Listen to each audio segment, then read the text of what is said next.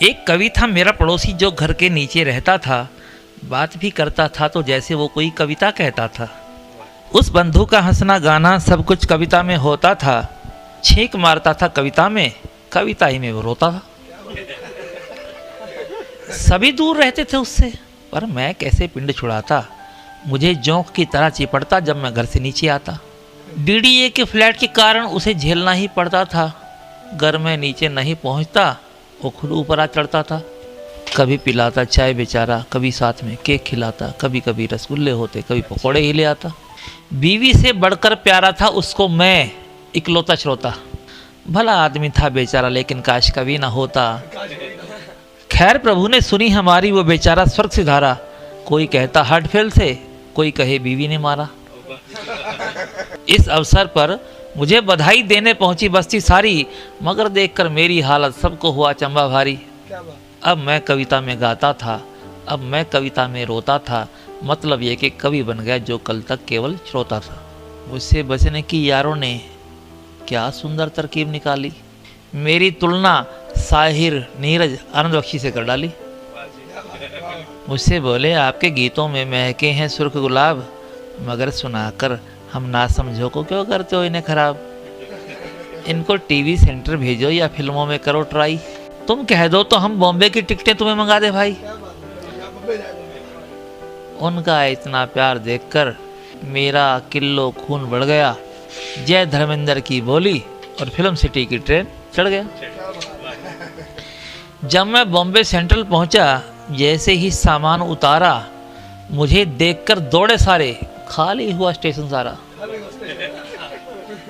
खैर एक होटल में पहुंचा तब ये किस्सा समझ में आया।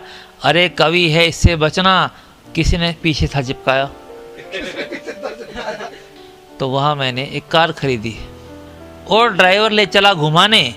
ड्राइवर था जो डरा हुआ वर, भिड़ गई कार, पहुंच गए थाने। थानेदार ने मुझको देखा, बोला कवि हो अंदर आओ, ये जो छत से टंगा है उल्टा, इस डाकू को गीत सुनाओ।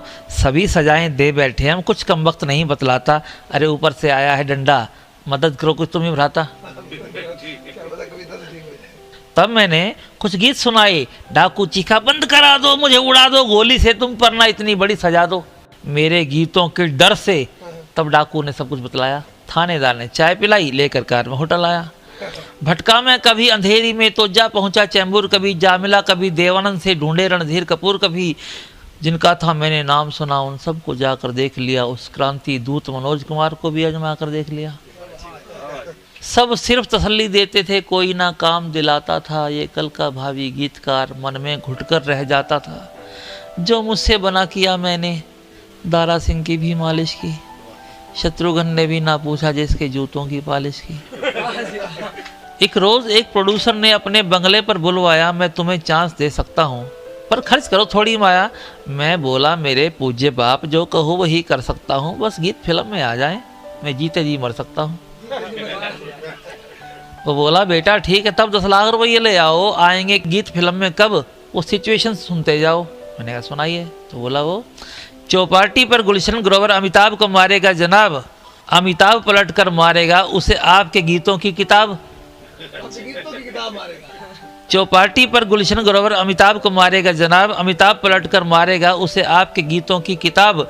फट जाएगी ऐसे किताब और पृष्ठ पृष्ठ उड़ जाएंगे, इस तरह क्लोजअप में पर्दे पर गीत आपके आएंगे, इस तरह क्लोजअप में पर्दे पर गीत आपके आएंगे, इस तरह क्लोजअप में पर्दे पर गीत आपके आएंगे। धन्यवाद धन्यवाद धन्यवाद।